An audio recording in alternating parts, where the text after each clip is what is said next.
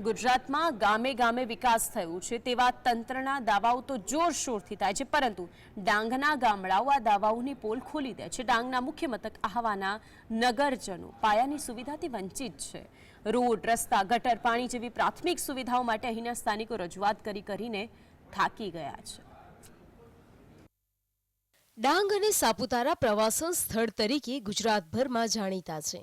સમયે સમયે અહીં પ્રવાસીઓની ભારે ભીડ જામતી હોય છે। પ્રકૃતિની ગોદમાં ખીલેલો ડાંગ જિલ્લો પ્રવાસીઓ માટે આકર્ષણનું કેન્દ્ર છે, પરંતુ દીવાતળે અંધારા જેવી બાબત એ છે કે ડાંગ જિલ્લાનું મુખ્ય મથક આહવા અનેક સમસ્યાઓથી પીડાઈ રહ્યું છે।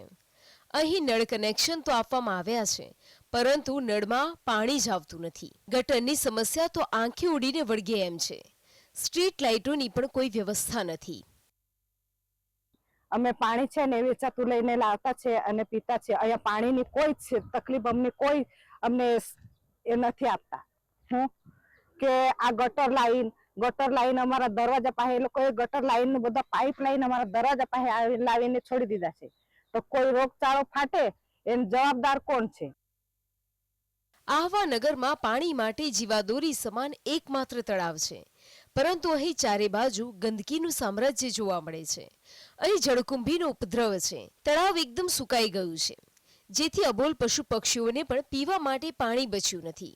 સરકારની અમૃત સરોવર યોજના હેઠળ તળાવને ઊંડું કરવા માટે ગ્રાન્ટ ફાળવાઈ છે, પરંતુ તંત્રની ઉદાસીનતાને કારણે આહવાની જીવાદોરી સમાન આ તળાવની હાલત અત્યંત દયનીય થઈ ગઈ છે। આહવાની જો વાત કરવામાં આવે તો આહવા ગામનું એકમાત્ર તળાવ છે જે આજે એની હાલત આપણે જોઈ શકીએ છીએ, અત્યંત દયનીય થઈ ગઈ છે। આહવા તળાવ વર્ષોથી એમાં સાંસ્કૃતિક પ્રોગ્રામો, એટલે એમ જોવા જાય તો કોઈ સામાજિક પ્રસંગો જે થતા હતા, કોઈનું સારણ ક્રિયા હોય, ઉત્તર ક્રિયા હોય કે પછી ગણપતિ વિસર્જન તો આ જ તળાવમાં થતા હતા। એ સાથે સાથે આહવાનું જે પાણીનું સ્તર ગામમાં કુવા કે બોરનું જે પાણીનું સ્તર નીચું ગયું છે, એનું જવાબદાર આ તળાવ સુકાઈ ગયું તે બદલ છે। અને આજે આપણે જોઈ શકીએ છીએ કે એમાં જળકુંભીનું સામ્રાજ્ય એ ઉપદ્રવ થઈ ગયો છે। એ રેવન્યુ હસ્તક આવે છે તળાવ, ને એમાં અમે સુજલામ સુફલામ નરેગા તરફથી કામ કરેલ છે, સાફ સફાઈ। ડાંગ જિલ્લાના ગામડાઓ હજુ પણ 18મી સદીમાં જીવતા હોય તેવી સ્થિતિ છે।